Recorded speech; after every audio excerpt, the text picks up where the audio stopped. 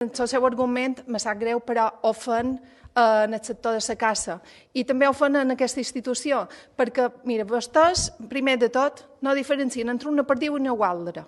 Per tant, l'argumentari que pugui fer en tema de caça m'ha de perdonar que no, el que ha dit la senyora Gilabert no treu cap enlloc perquè a més és demagògic, perquè aquí tots volem la protecció del benestar animal, tots els que som aquí volem, jo no, perquè no.